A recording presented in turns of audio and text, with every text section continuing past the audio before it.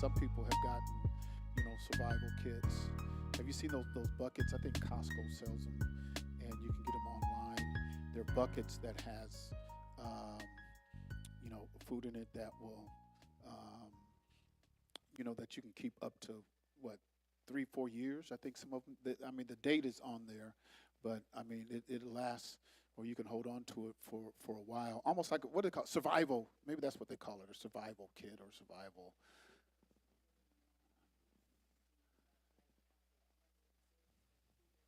Yeah, yeah, yeah, yeah. Because if they're out in the foxhole, or if they're out there, they can survive, and that's important, um, because we're going to be, we look at where we are now, um, the things that are going on with the nations around the world, the wars that are breaking out. I don't know if anybody heard about the Pakistan and India, but they're going back and forth, and they're both nuclear powers, and there's a lot of words going back and forth, and I think it was India that told Pakistan, if you hit one of our facilities, or you however you hit us, we're going to um, retaliate with the same amount of force. I mean, and so you got something that's getting ready to jump off there, plus what's already going on with Ukraine and Russia, and then and we say Ukraine, but it's probably NATO. Um, and then you've got uh, the Ashkenazis against the Philistines, or the Palestine Palestinians. So you got that faction, that uh, war going on, and there is a president over in Burkina Faso. His name is Traore, Ibrahim Traore, and he's 36, 37, the youngest national leader, world leader at the present time, being 36, 37 years old. But he has got the backing of his nation, along with Ghana and some other nations, and they're starting to come together. And they told the French that they have to leave. And I don't know if you heard, but our administration has a 4-star general that they're putting in play to assassinate and take out Ibrahim Traore. And so there's just a lot of stuff that's going on. There's a lot of stuff that's going on, and we sometimes we look at our nation, this nation here, as being, so morally right, outstanding, the light of the world, all this other garbage. And I say garbage because when you get into, the further you get into our government and what's going on in our government, and going into like the CIA, all those different letters. You got FBI, CIA, you start dipping down, digging deep into what's going on with them, not only here nationally, because our CIA is abroad in other nations, and there's not a world leader they haven't met that they wouldn't like to take down. I mean, they just regime change, and everything else. I've got this on. I'm sorry. Is that annoying?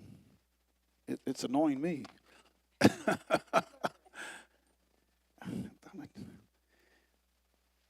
got it on mute. It's still.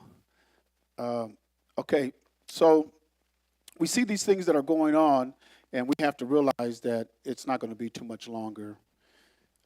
Nobody knows the day, but we are to prepare ourselves. We are to prepare ourselves, and what we're preparing ourselves for is we want to be able to make it into the kingdom. We want to make it. We want to make it into the kingdom. When we hear what our Messiah said in the seventh chapter of we'll go there real quick, in the seventh chapter of Matthew chapter 7 and verse number 21. Matthew 7:21. not everyone that saith unto me, Adonai, Adonai, shall enter into the kingdom of the Shamaim, but he that doeth the will of my Abba, which is in the Shamaim. Now, last week we talked about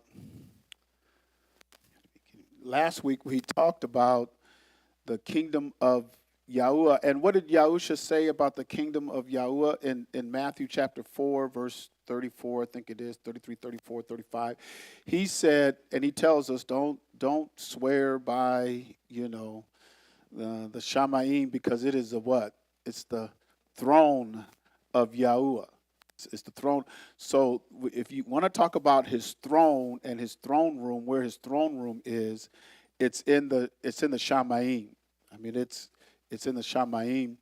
And I was watching this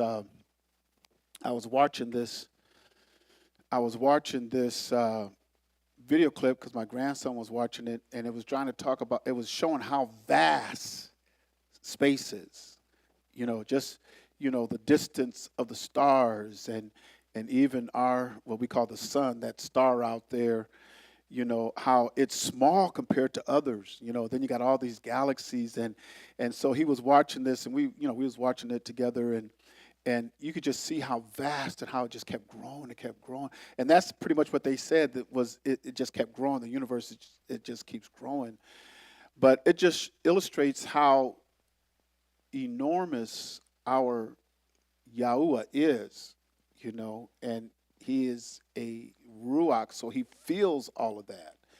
I mean, so it goes beyond our comprehension if you try to comprehend the vastness of what's above. And he said, "This is my throne. This is where I rule, or this is where I judge. I judge from the Shamaim. This is where I judge. This is where I rule." And so, and I know a lot of times we talk about sending up all these spacecrafts. We went to the moon. We go to Mars, and all these little pea shooters. Like you're gonna get up into his throne. We don't realize that we try to get up and reach up into his throne room. Has anybody else tried to make it up to the Shamaim, to the throne? Yeah, they did, didn't they? Nimrod tried to build a tower to get to the Shamaim, because he says if we get to the Shamaim where Yahuwah is, we don't have to worry about what? We don't have to worry about dying. We can get to where the Shamaim is. We can get to his throne and into his throne room. We won't have to worry about dying. Because if you are able to ascend up into his throne and to make it into the Shamaim, notice everything and everybody that... Has anybody watched any of those space programs? Have you heard about any of those stars and those guys? Do you know how they try to put years on them? Usually how long do they say some of them are? Light years away. But how long have they been out there? Billions and billions of years. I mean, we don't even, it's so big. There's probably stuff out there we don't even, because you're dealing with eternity. You're trying to get up into eternity. You're trying to get into that realm of eternity. And you can't get there unless Yahuwah allows you to, or he puts it in you. Otherwise you can't. What else comes from the Shamaim that we are closely not really related to, but we kind of closely what I want to say, just for the sake of words, for a better definition, what else comes from the Shamaim that we're kind of closely related to? No, we're not related to the moon, but what comes from the Shamaim that we're kind of closely related to, because you don't even know it sometimes? Angels, right? Because he says, be careful when you entertain strangers, because you might be angels unaware, so it might look just like one of us, and you don't even know it. And a lot of times when they came down from the Shamaim, they came down in some type of human form, or where you weren't afraid. If you seen something from outer space, that don't look like you. A lot of times you be so fearful, you know. But when Abraham in the 14th chapter of Genesis, when Abraham seen Yahuwah, or I'm sorry, the 18th chapter, when Abraham seen Yahuwah, because Yahuwah came down, right? And who did he have with him in the 18th chapter of Genesis? What's in the 18th chapter of Genesis? That everybody should know. Sodom and Gomorrah, right? So when Yahuwah came down, he had what? Two what? Angels with him, right. So they look like us. So Abraham seen them, and hey, let me go get a fatted calf and, dress it up and everything. And so Yahuwah and those two angels, they ate with them because he was in a form that was not intimidating to him. But Abraham, through oral history, must have known, and that might not have been the first time that Yahuwah visited him. So, and we call those visitations in a human form, what do we call that? It's a theophany. It's a theophany when he appears and he looks like us, right? So when you talk about those angels that come down from the Shamayim, they come down from the heavens, what else is associated with those angels? I mean, they kind of look like us, related, but what else is associated with those angels? What kind of characteristic? What sets them off from us? What makes them different from us? They might even look. I didn't even know I entertained an angel. I didn't even know it because he looked just like.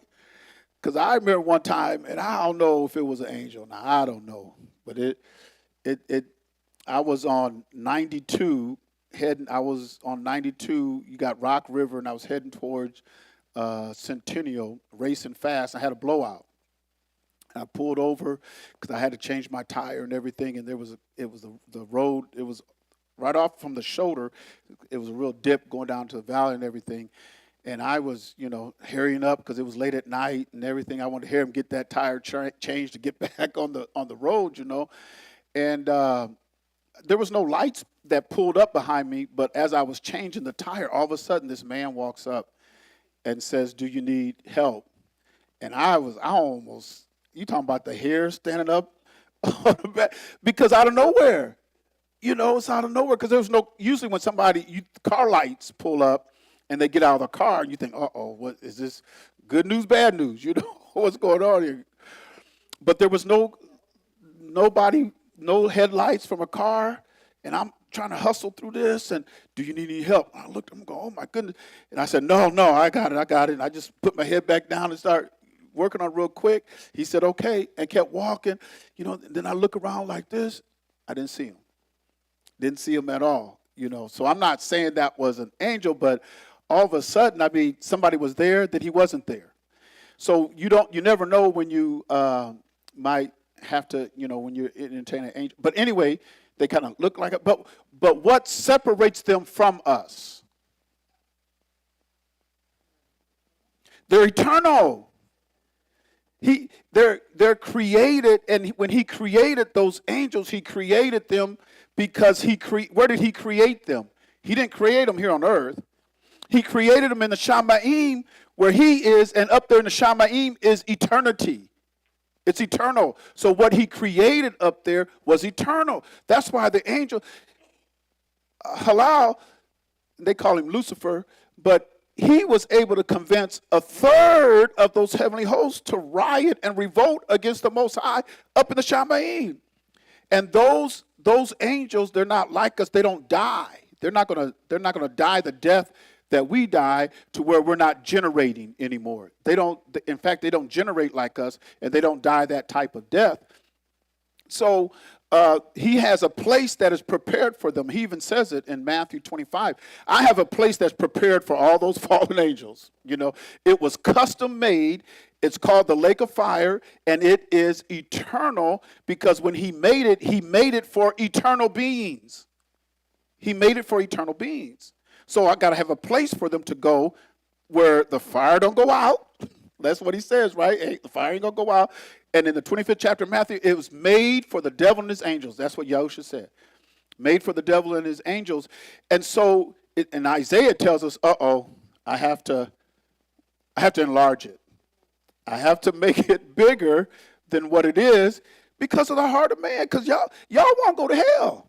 Not I'm not saying y'all. I'm just I'm not saying y'all. I'm not saying y'all. I'm just saying that what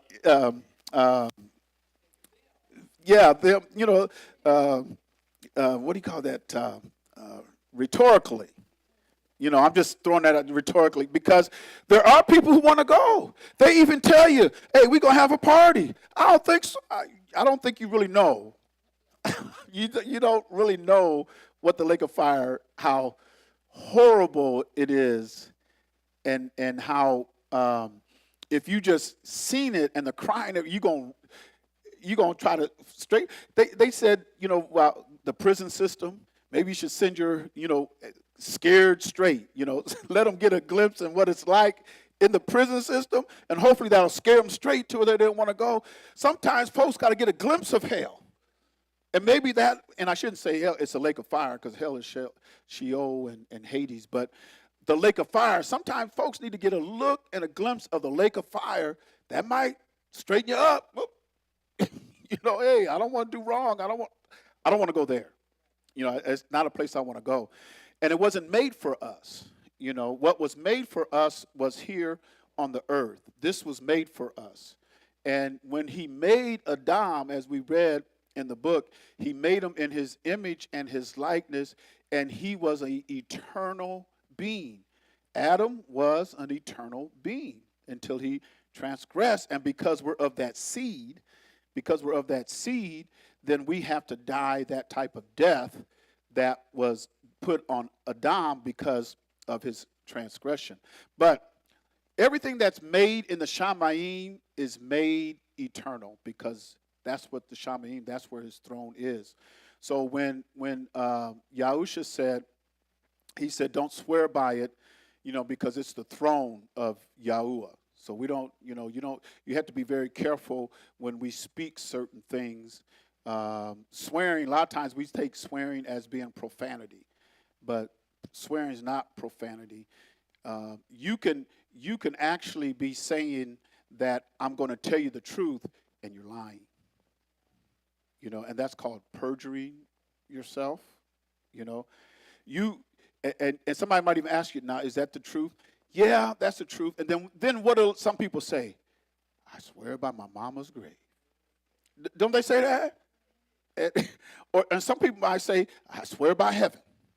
That's a no-no. Especially when you know you lying. You lying. And then you're going to do something.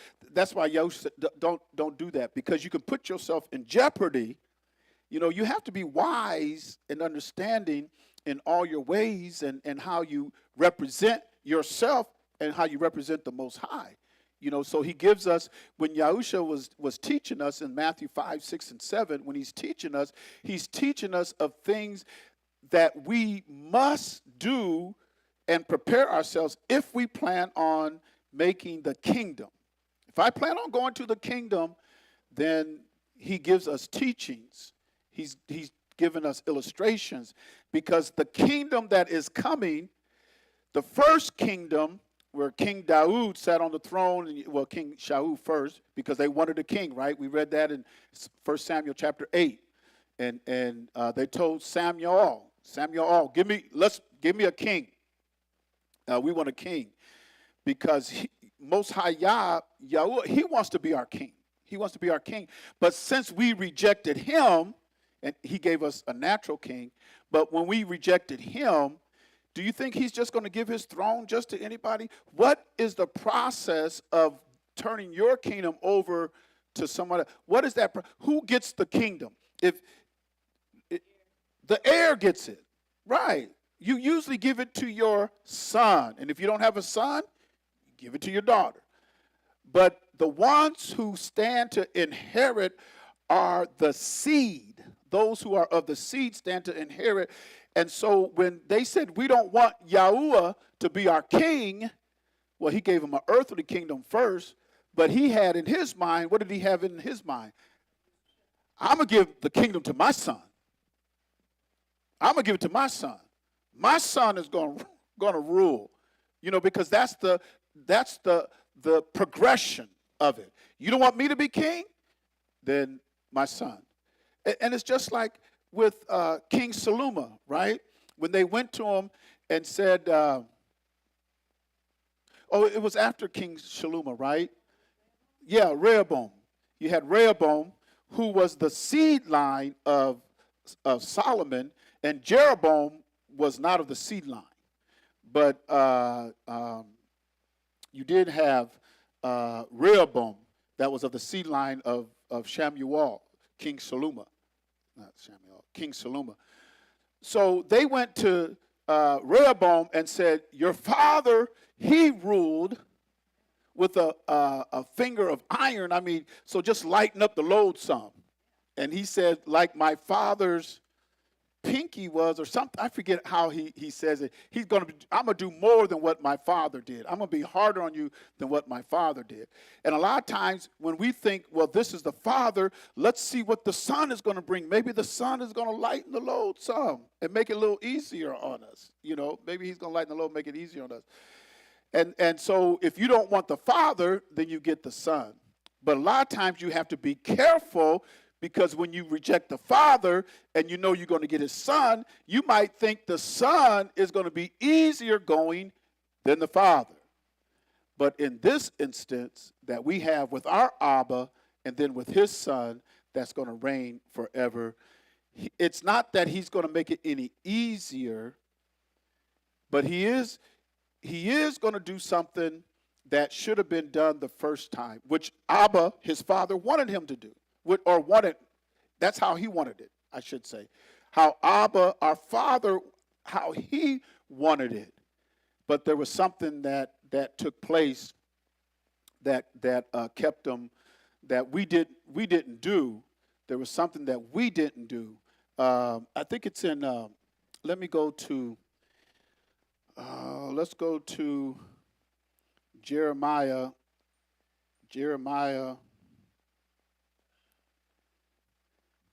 Let's start at Jeremiah chapter 4, verse number 1. Let's start there. Jeremiah 4, start at verse number 1. Because we're gonna look at what Abba Yahuwah, what he wanted with the first kingdom, that Yahusha is actually going to do. Because when the first kingdom, and this is what Yahuwah wanted, and then we see what happened in that time. They rejected Yahuwah, so he gave them an earthly king, because he says, my son is going to come and to rule. And we see that in Isaiah 9 and 7. We see that in Isaiah 9 and 7. It's his son that's going to come and rule. And as far as his government, there's not going to be any end. The whole weight, everything's going to fall on his shoulders. And he's going to rule forever on the throne of his father, right? Okay, so what does that say? Jeremiah 4, verse number 1. If thou wilt return, O Yasharel, saith Yahuwah, return unto me, and if thou wilt put away thine abominations out of my sight, then shalt thou not remove. So there's conditions.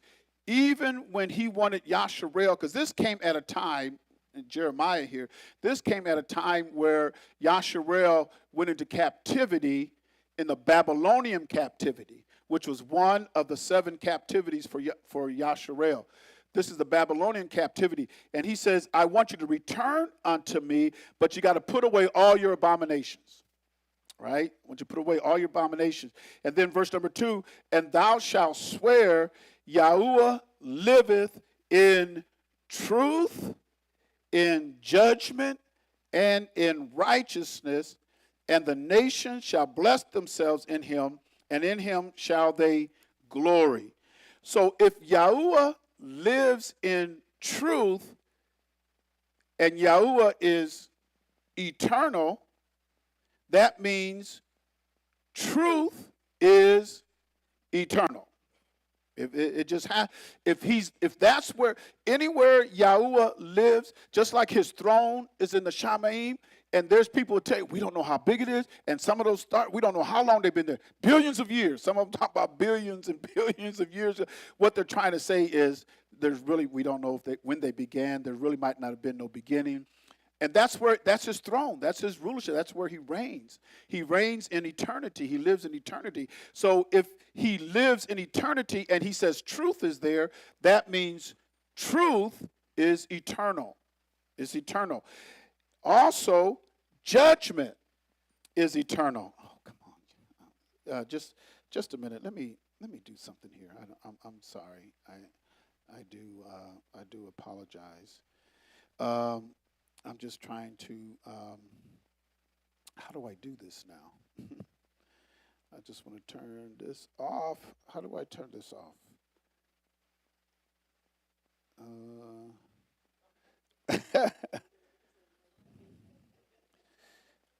I do have it on silence, but it's still coming through, so I'm trying to. Yeah, I'm in the settings now and notifications to try to turn this off.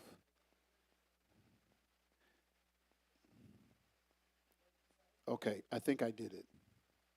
And we'll know if yeah. So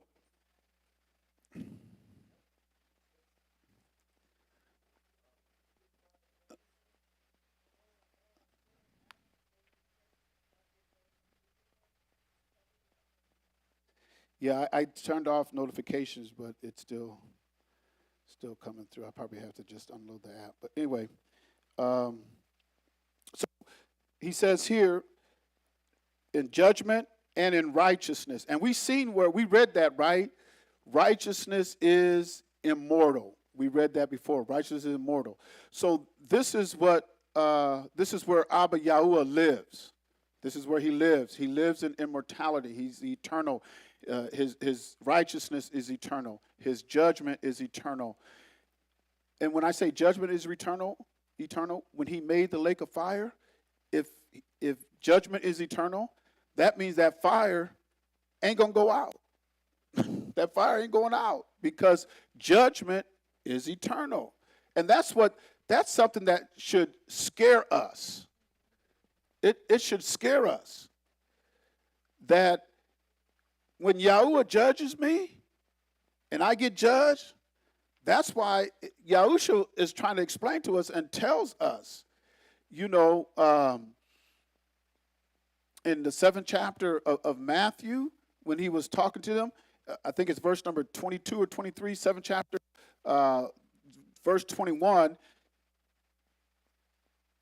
I'm going to go there real quick, and then we'll come back here. I'm sorry for just bear with me real quick here, okay? 7th chapter of Matthew, verse 21, because that's where we started, right? All right. Not everyone that saith unto me, Adonai, Adonai, shall enter into the kingdom of the Shamaim, but he that doeth the will of my Abba, which is in the Shamaim. Many will say to me in that day, Adonai, Adonai, have we not prophesied in thy name? And in thy name have cast out devils, and in thy name done many wonderful works. And then will I profess unto them, what? I never knew you. Depart from me, ye that work iniquity. And when he says that, whoever he says that unto, I don't want to hear that. But whoever he says that unto, when he says, depart from me, ye that work iniquity, I never knew you, ye that work iniquity. The place that they're going, that's judgment that he pronounces, and the place that they're going is eternal. It's eternal judgment, and it's a place that he's going to say, depart from me. I never knew you, ye that work iniquity. So when people understand that his judgment is eternal, because when he says that, that's it. That's it. It's final. You got to go. Well, you think you're going to stop him? He's going to pronounce your judgment. That's where you're going. And what? You're going to stand and say, I ain't going there. What power are you going to have in that hour? But see, when he speaks his word, things happen. All he got to do is do this. Yahusha said, I seen Satan fall from the Shamaim, like what? And you think you're going to stop? You're going to tell Yahusha you ain't going there. I don't think so. I don't think that's going to happen. He's given us time and opportunity. He gave us the example in Revelation with Jezebel. I mean, don't think that he had no love affair with Jezebel. He's gonna bring judgment on her. Even the way she died was a horrible death. But he said in Revelation, he said, I gave her time to repent, time and space to repent, but she wouldn't. So if he did that to a heathen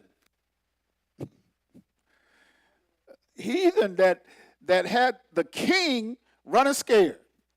I mean, she was the strong arm. The king was, whatever you say, honey. Whatever you say, honey. He was the king. And she ran the kingdom. And judgment came on her. But he says, I gave her time to repent. And if he would do that for her, don't you think he'll give you time to repent? Oh, yeah. He said, I'm going to give you time to repent. Some of us might live 50, 60, 70 years. Nobody can say they haven't had time to repent. You can't use that excuse. So when he says, off with you, depart from me, that's it. Because his judgment is eternal. It's eternal because that's where he lives. Yahuwah lives in truth. He lives in judgment. He lives in righteousness. That's where he lives. And then he says it in Deuteronomy chapter 32 and verse number 40. And this is in Deuteronomy 32. This is a song that Moses made. This is a song that Moshe made. But in this song, this is what he says in Deuteronomy 32:40. He says, for I lift up my hand to Shamaim and say, well, let's go back. Let's look at verse, because this is talking about Yahuwah. Let's look at verse 36. Let's start at verse 36. Deuteronomy 32:36. For Yahuwah shall judge his people, because judgment begins where? At the house of Yah. He's dealing with his people first. He's already started to judge his people. Yahuwah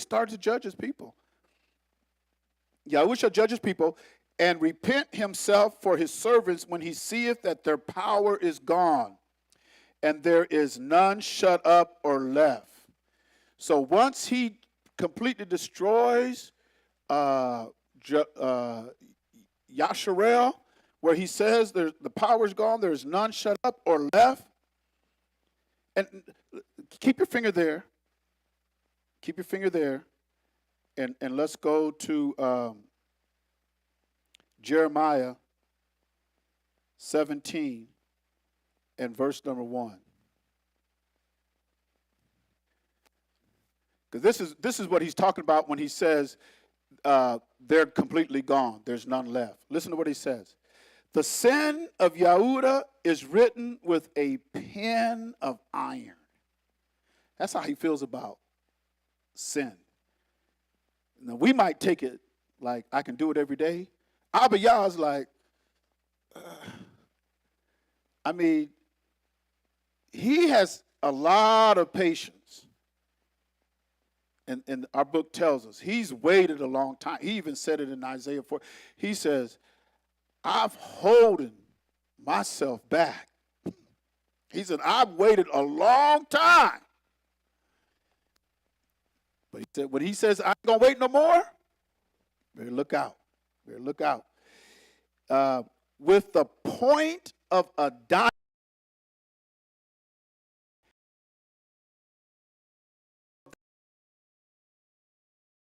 of your altars, which means you can't erase it.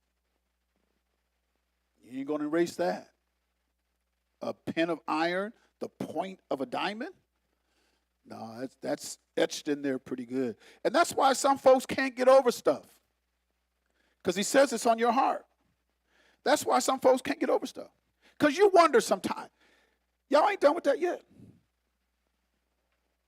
You ain't over that yet. Huh? Unforgiveness. There's some stuff because Yahuwah has not forgotten our sins yet. Because a lot of people say, I'm saved.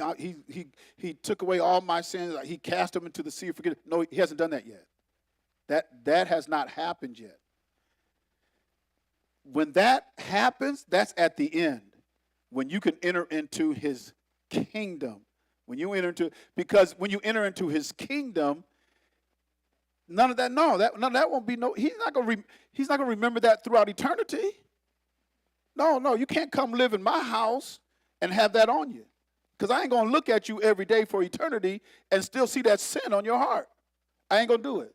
So that's why he gets rid of it, but right now, that's why King Daud says, I acknowledge my sin. I did it before you. I know what I did. Because you still have it in your mind. I know the sins I committed. And when I know the sins I committed, I don't want to keep doing them. Because I know I did them. The problem with some people is they commit sin, then they get the eraser.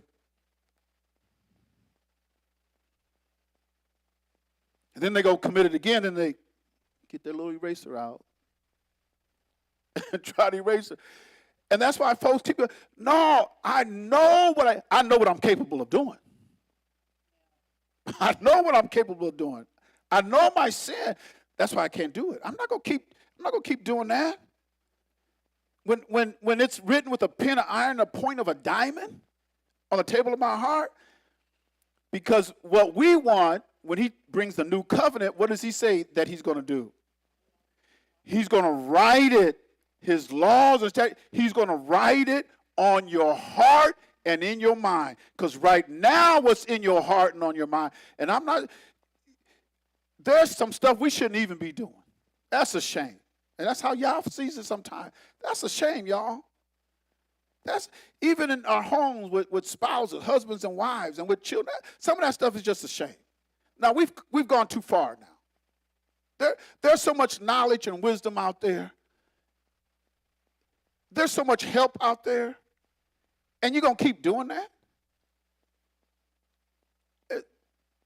There's some stuff that's written, and you can't get it off the table of your heart. Listen to verse number 2.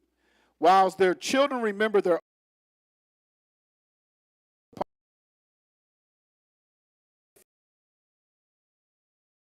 all thy treasures to the spoil, and thy high places for sin throughout all thy borders.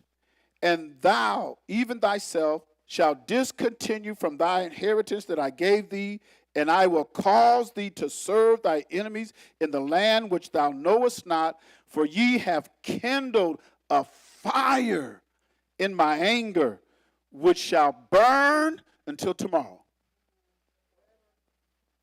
That fire we kindled in him, oh man, he ain't forgot it. He hasn't forgotten those sins that Yehuda and Jerusalem and Yahshua did. He ain't forgot them sins. That's why he says, my judgment, I'm going to start at my house first. Don't mean all these other nations are going to get away, because they're not. Because when you talk about the day of Yahuwah and you start reading through the prophets, and by the end of this, I'm going to show you, I don't care what you call yourself, you should open up the book and read the prophets. Anybody that talks about the end times and they want to know what's going on at the end, and we'll see it in Revelation, if you don't know the prophets and you can't read the prophets, you ain't going to know what's going on. And that's what happened with the Christian church. They don't read the prophets. They think, oh, you're going to disappear, you're going to be gone. They don't read the prophets. So he says here, it has burned forever.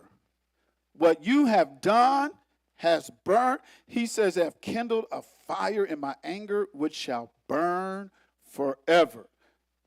Because Abba Yahuwah is eternal. He's eternal, right? That's why he's got to take what's written on your heart now. And a lot of people say, he already took that off. That means you don't have the ability to sin no more. If he does that, that means you don't sin. Because remember, he says that in 1 John. So if you sin, that means it ain't written. That's what he said in 1 John, right? If the seed remain, you what? You cannot. You can't sin. And then Yahuwah tells us, if any man says he has not sinned, he just did. Because he lied. Any man say he cannot sin, he's a liar, and the truth is not in him. Because King Daud says, behold, I was shapen in iniquity and in sin did my mother conceive me. The sin is in the seed. It's in the seed that goes from generation to generation. It's already in that seed. Unless you're Yahusha Hamashiach. Now, and I think everybody in this room here was born with a father and a mother. I don't think none of y'all the Mashiach. Only one of him. Only one of him. He had to bring life back because Adam sowed in his seed, he sowed sin and death. So Yahusha, who didn't have any sin, what he sowed was the righteousness and the Yahuliness and the truth. And through his seed and his death, he takes death out. When Adam brought death, Yahusha takes it out. So let's go back to Deuteronomy chapter 32, and we were on verse 36. For Yahuwah shall judge his people and repent himself for his servants when he seeth that their power is gone and there is none shut up or left. So when he says, you've lost your inheritance, none of y'all, that's what he's talking about. And he shall say, where are your Elohim, their rock in whom thou trusted? Because when you enter into covenant with him, he told you, don't you bring no other Elohim before me. That was the first one he said, right? First commandment, thou shalt have no other Elohim before me. And what did they do? Up, Aaron, make us a God, make us an Elohim. Just like that. With the pillar of cloud by day and the pillar of fire by night, which was the presence of the Most High Yah, right there in the camp with them, watching them. And they said, up, Aaron, make us a God. And we'll say, this is the God that brought us out of Egypt. And that's why he says, your sin is, man, it burns like a fire in him. And we might think, well, how can he get so hot? How can he get so angry? Why does he get when you have infinite wisdom and wisdom and knowledge, all of that comes from you, and you created everything.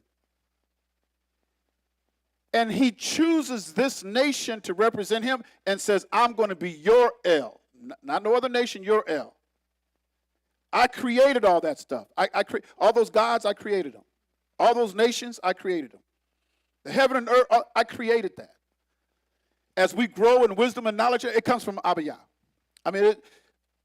You can't learn nothing in science, physics, biology, medicine. You can't learn nothing that he doesn't drop down on you.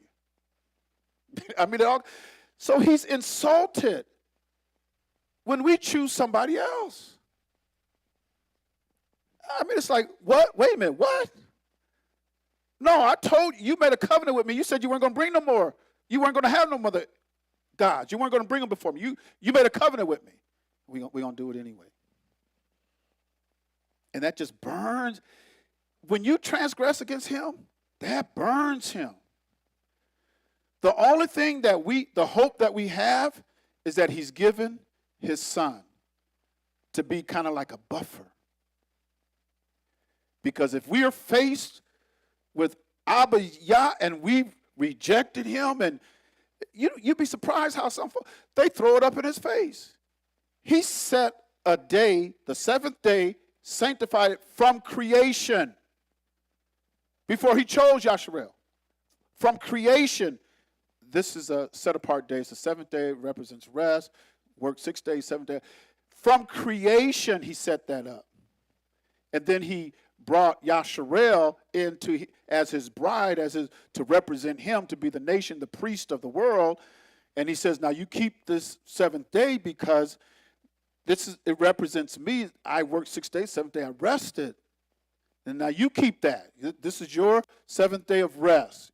Oh, yes, Abiyah, we'll do it. The people says, whatever he says, Moses, we will do. You talk to him.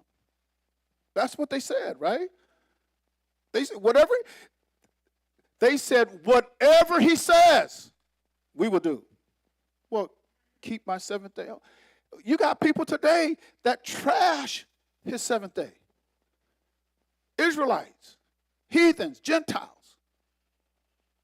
And the ones who are awakened, who knows we need to know how special and how spiritual that is. You are spiritually connected with him in covenant when you keep his day. I don't care what the Roman Catholic Pope says, and they'll tell you they moved the seventh day from the seventh day Sabbath, they moved it to the first day of the week. They'll tell you. It's in their catacombs, it's in their history. They'll tell you that. So what do? We just go right along with it. And we don't realize that burns him.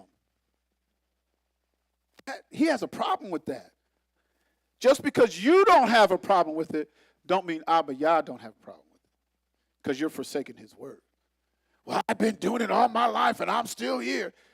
You can do it for 1,000,000 years, you're still wrong. You're still wrong.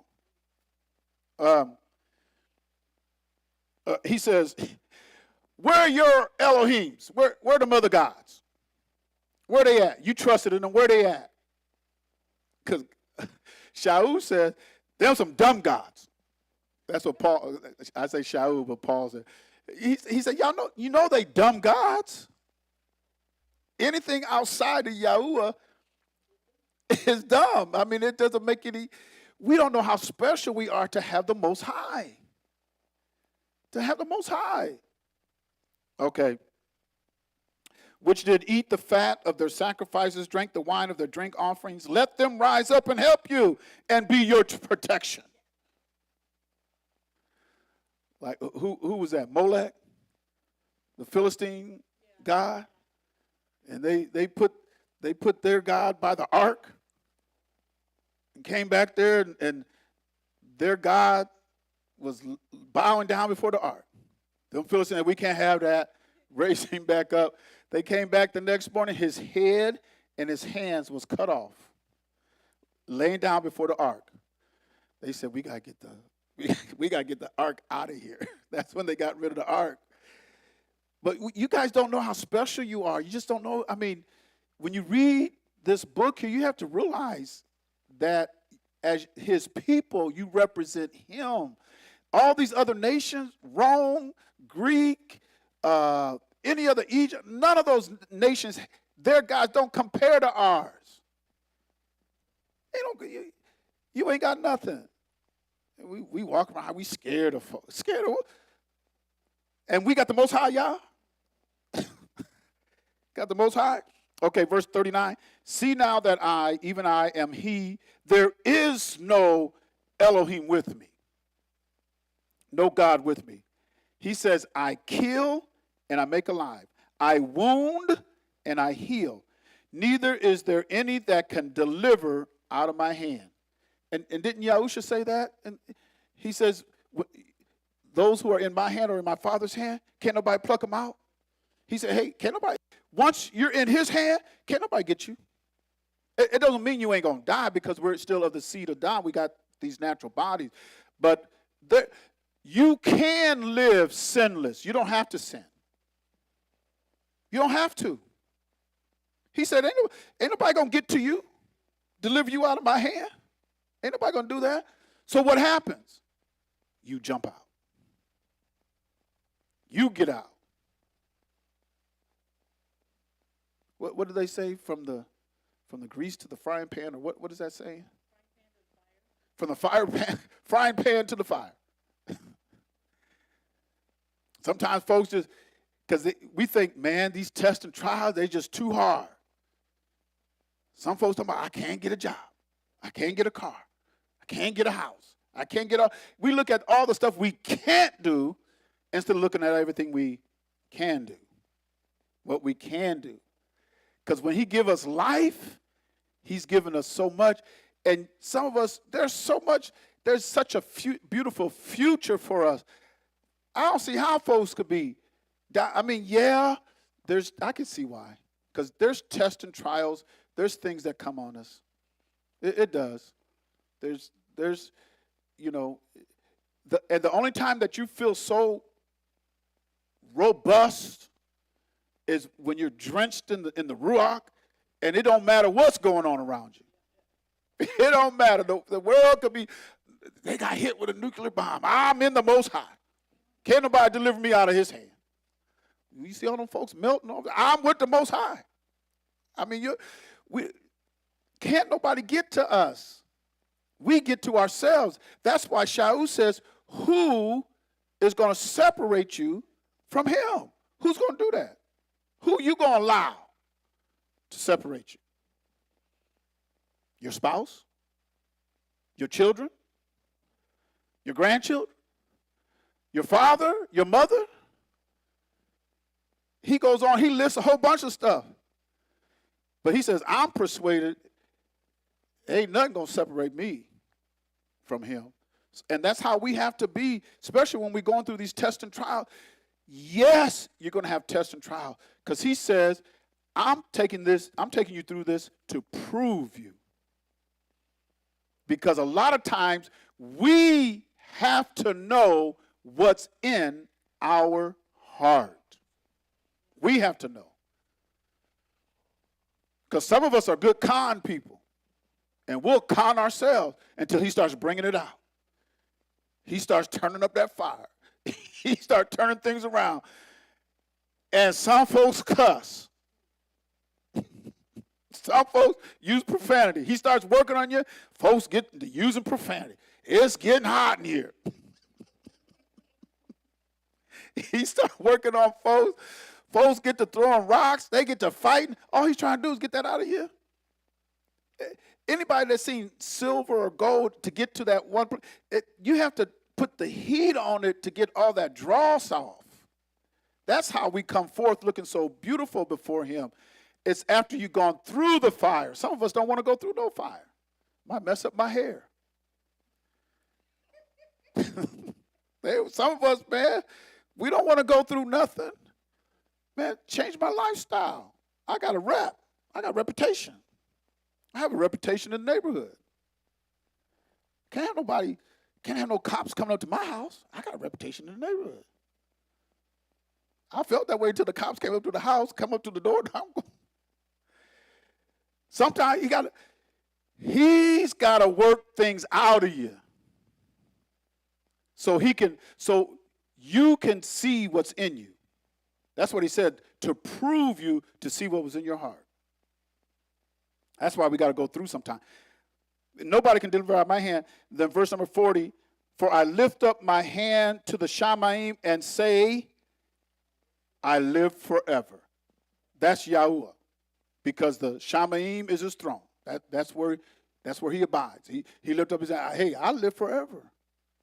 I am eternal. So if I want to live with him in his kingdom, I'm going to have to be eternal.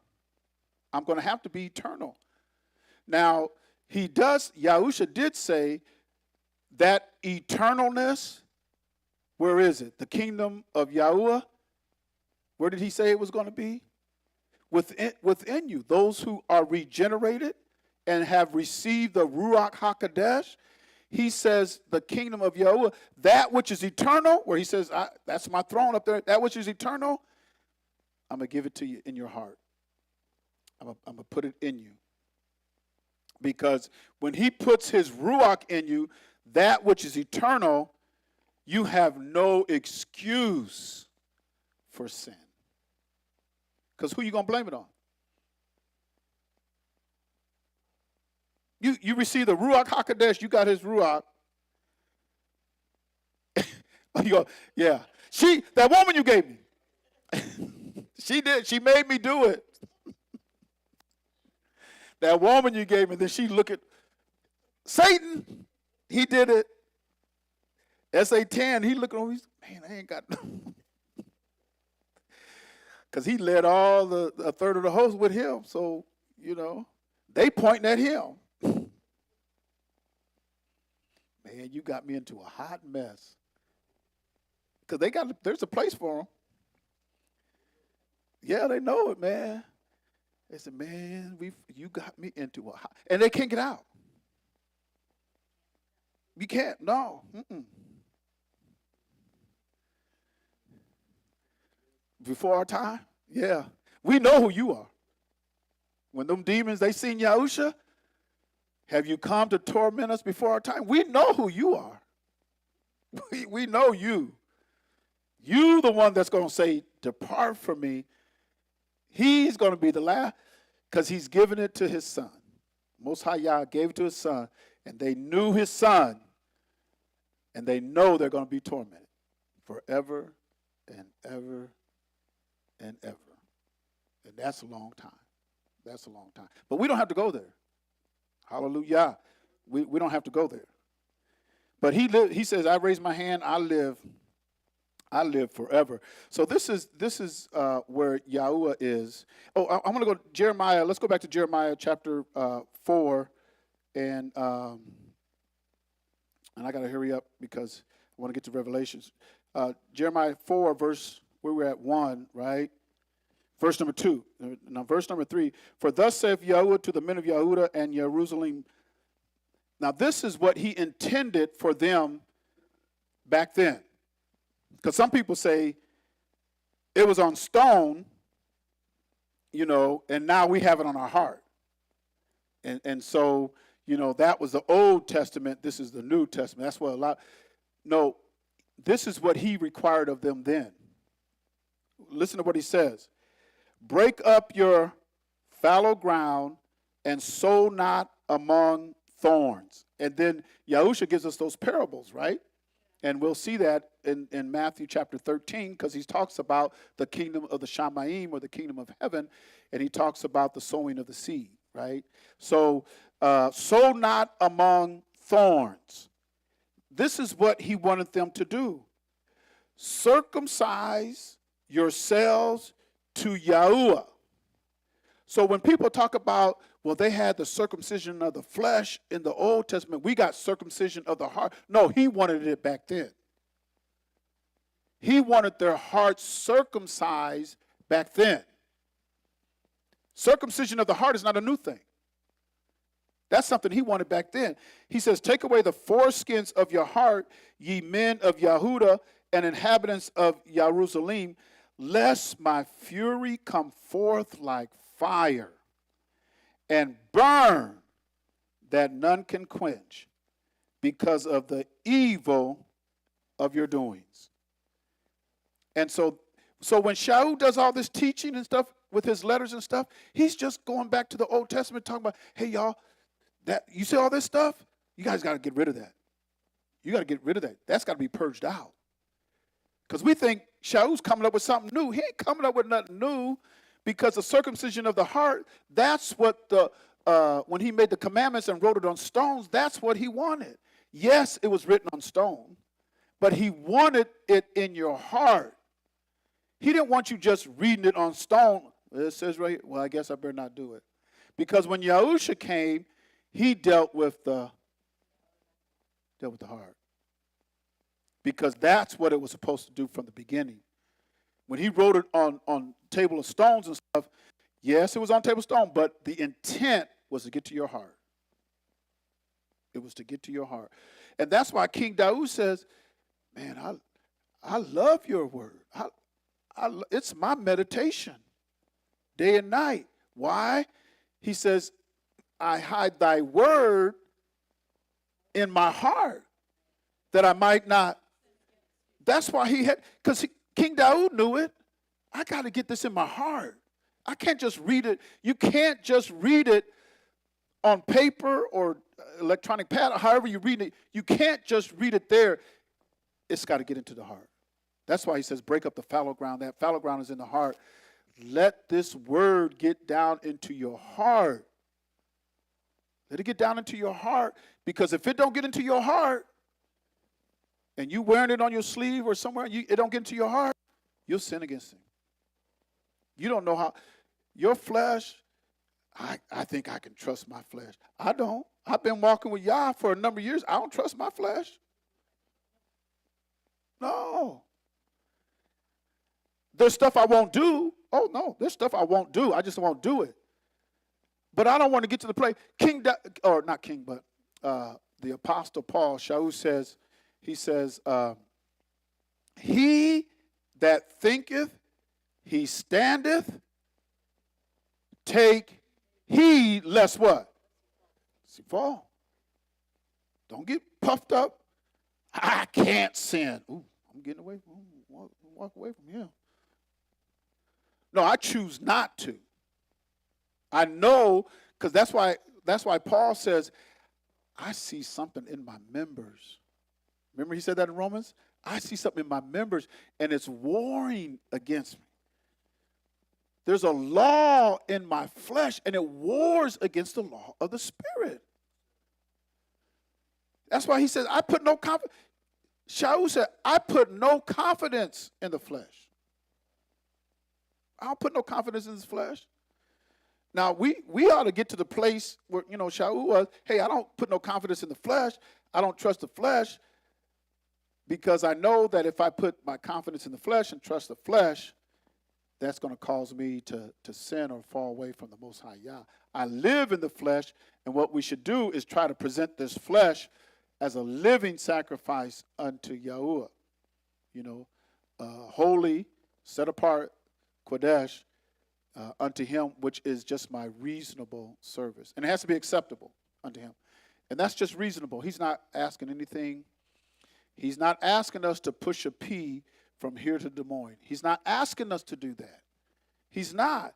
He just tells, look at the word, just be obedient unto my word. That's all I'm asking. Just be obedient unto my word. And Yahuwah says, your commandments, they're not grievous.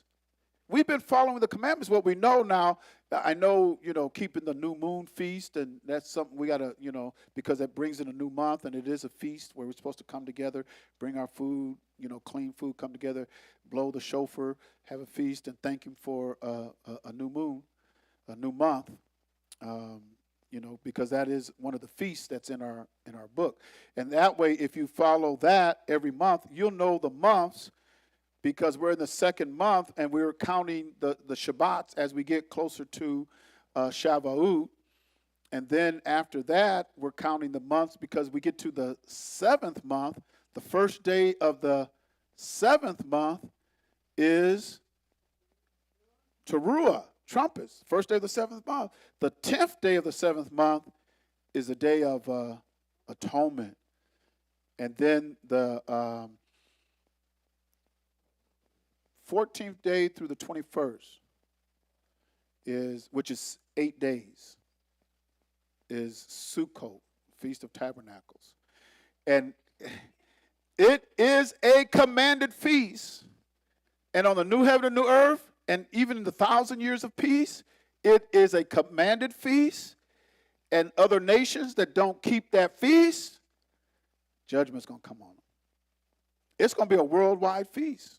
Everybody's going to, so there's some significance to it. So, keeping the new moon, and we just had a new moon, so we're in the second month, right? So he wanted this to get into our hearts. And so I'm just trying to show you the kingdom of Yahuwah. You got the kingdom of Yahuwah, the kingdom of the Shamaim. Shamaim is where his throne is, where he rules. That's where the teaching comes from, the truths and everything like that. Kingdom of Yahuwah is an eternal kingdom.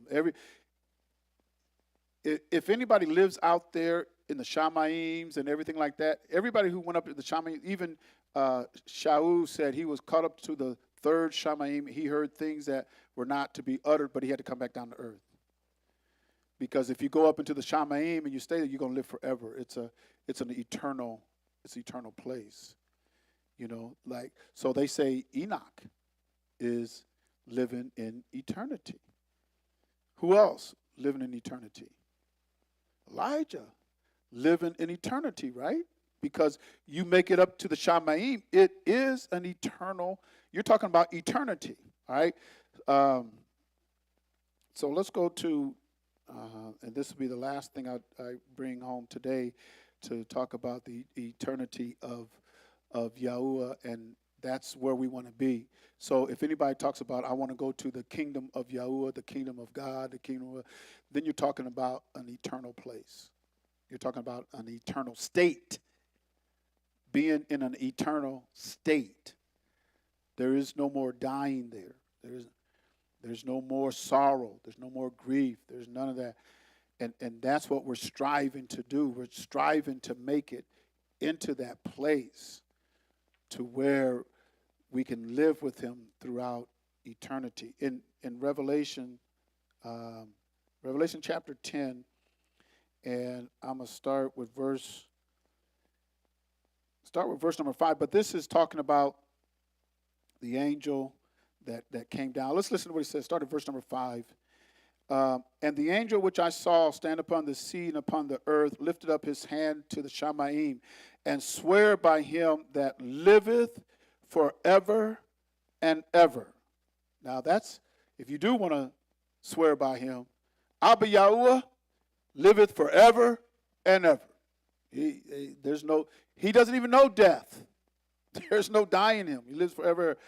Who created Shamayim and the things, and he swore by him that liveth forever and ever, who created the Shamayim and the things that therein are, and the Arats and the things that therein are, and the sea and the things which are therein, that there should be time no longer.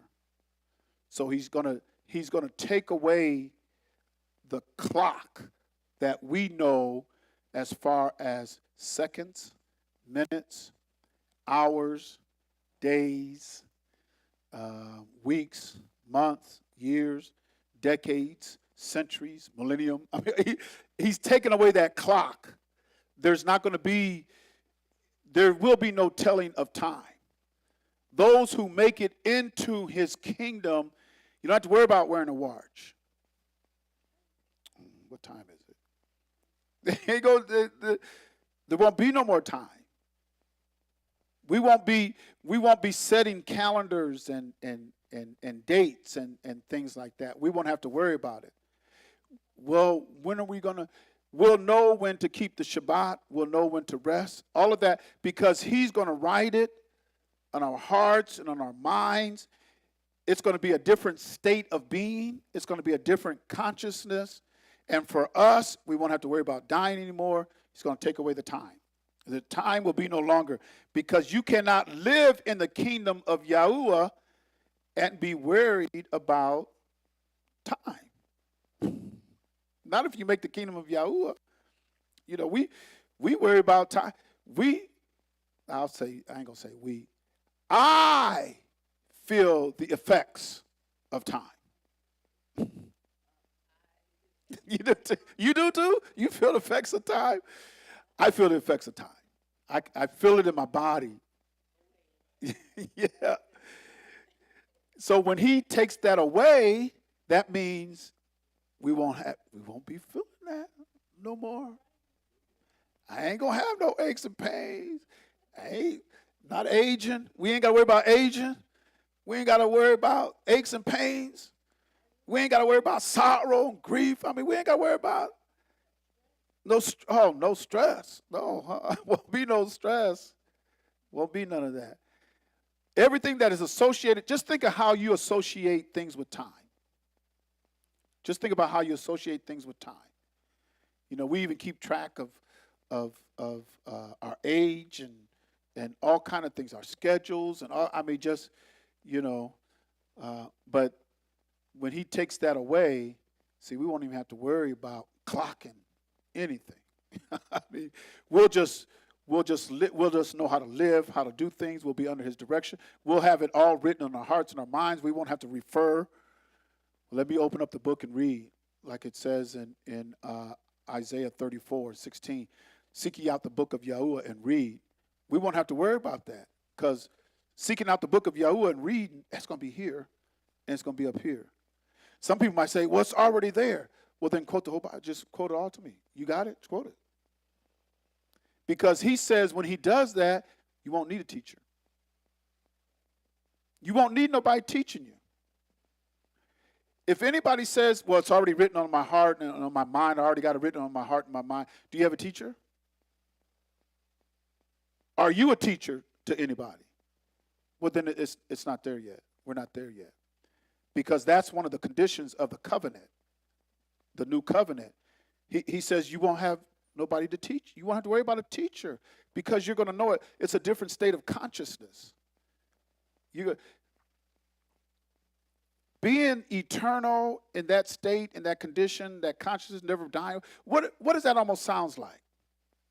He's going to make us like the angels. We're going to be made. And isn't that what Yahusha said? Because they was talking about the Sadducees and the Pharisees, and they had a quibble about the resurrection. Now he says those that make it, they won't have to worry about none of that, because they're going to be like the angels. So we're talking about an eternal state, like what the angels are, which are the sons of Elohim, or sons of Yahuwah, Elyon, the sons. Because I don't think Adam was his first creation. I don't. I'm sorry. Some people might, that's a strike against him. He don't believe Adam was his first creation. I think he created so much and so many other things. We don't even know the day he created angels. That's not in our book. It's not in our book. And everything that was done in the Shamaim,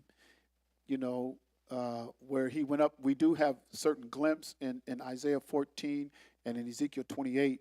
We got several glimpses of Satan when he was going up against the Most High. Because I think in Ezekiel 28, he says, man, when I made you, you was a cherubim. You was all the sounds was in him, all the beauty of the stone. I mean, he made this angel. That's why some folks talk about what they do to the devil. Yeah. He's so far advanced, because he won't come up to you trying to scare you with horns and breathing fire. He ain't going to do that. He'll come to you a knight in shining armor. He'll come to you. Yeah, he'll come. My greatest dream came true. Angel light. You think, man, my prayers answered. I mean, it ain't going to be somebody you scared of. No, this man is clever. I mean, this angel he's clever. And if he can persuade eternal beings to revolt against the Most High, you flesh, you got a term. You got shelf life. You got a term. You ain't going to live. So he was there with Adam. You ain't no Even Michael says, I ain't going to say nothing to. Only thing I'm going to say is, Yahweh will rebuke you. That's all I'm going to say.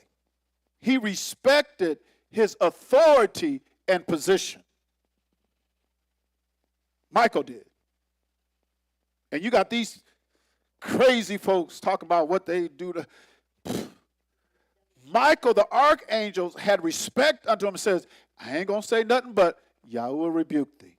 And I'm going to go on about my business. Because he had respect to that position and the power that he has. And that's all we got to say. Yahweh will rebuke you. He ain't no match for Yahweh. Yahusha said, I seen him fall. It was fast as lightning. He's no match for Yahweh, but you can't defeat him. That's why I like what John James said years ago.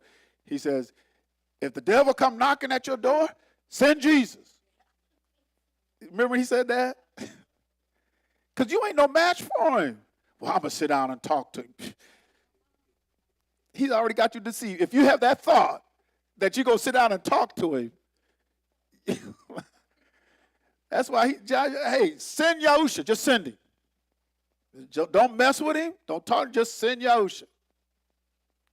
And Michael said, Yahuwah rebuke you. That's all he said. Now I'm getting out of here. Because I'm telling you, he was the top one. He was the top one. He was over Michael. He was the top one. Now Michael's the archangel, but he was over him. And I mean, it's just having respect to, authority and positions of power and everything. And that's why he tells us, it's in our book, you don't speak evil against dignitaries. You don't do that. You don't do that. You have people who are up in those positions. Yes, they're humans, they're men or they're women. Yes, just like you, right. But it's the position that separates you from them. And he says, don't speak evil of dignitaries. You don't do that. I got to send y'all, I'm going to drop something in our Telegram chat, and it's about the president of Burkina Faso. You got to listen to it. It's very interesting. It's very interesting. And you just have to know who you are. You just have to know who you are.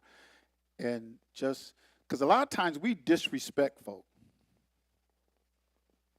I mean, we disrespect folk. We disrespect people in certain positions, even if they ain't right, because SA-10 ain't right.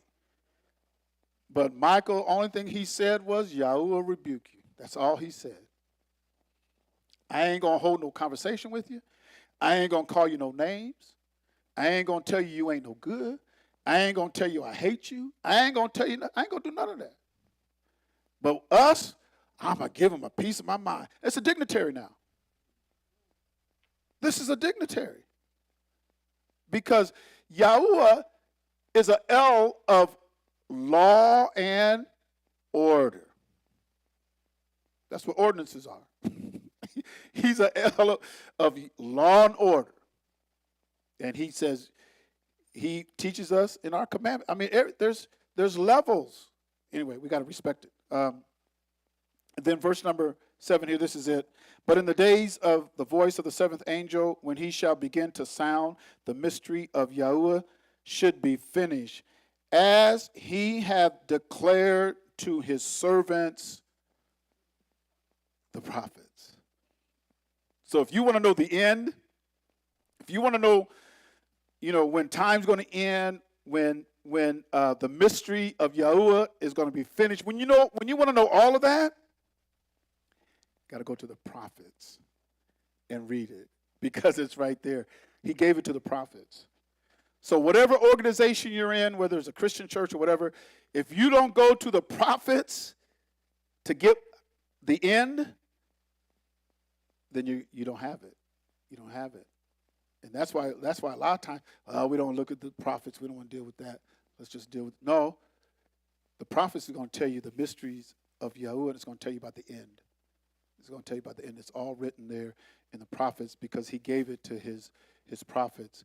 And so the prophets and the prophecy is preparing us even today, because it talks about what's going to happen next on this earth as far as his people are concerned.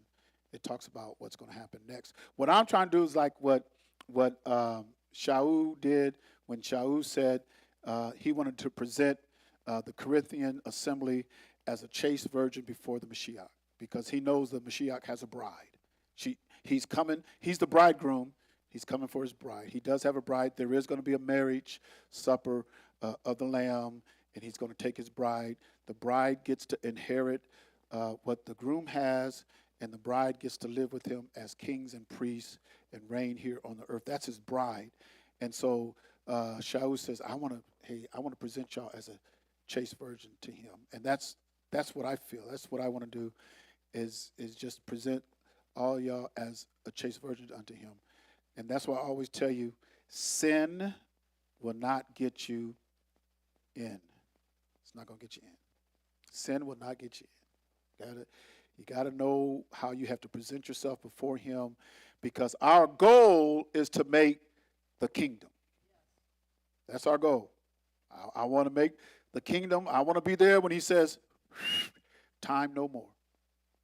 I want to be there. I want to hear that angel. I want to be there. I want to see it. I want to be there. I want to take part of it. And to where I don't have to worry about time no more.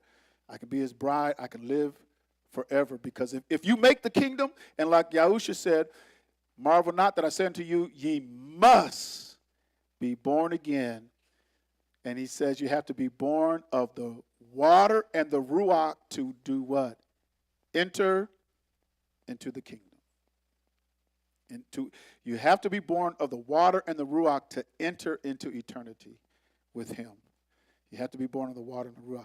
But, okay, I've been born again of the water and the ruach, so now I made it in. No, but you have to present yourself before him. You can't just say, I've been born of the water and the ruach, because you got some folks, once saved, all. No, once you're born of the water and the ruach, you have to, there is a life that's ordained of us, because you are going to meet him.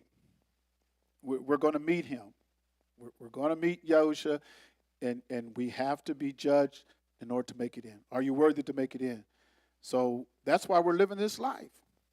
And Shaul said that if in this life only we have hope in the Mashiach, we are of all men most. You living a miserable life if you think this is it. If you think this is it, this is most miserable. We got something else. I seen by some people's shirts say, we're up next, or we're next, or up next, or something. We got something we're looking forward to. We're looking at making it into the kingdom. All right, any questions or comments out there?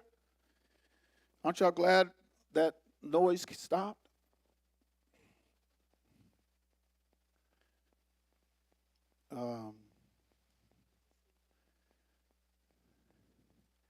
No questions or comments? All right. So we want to thank everyone for joining us and being with us here tonight on this Bible study. And if you have any questions or comments, you are welcome to send them in. Welcome to send them in.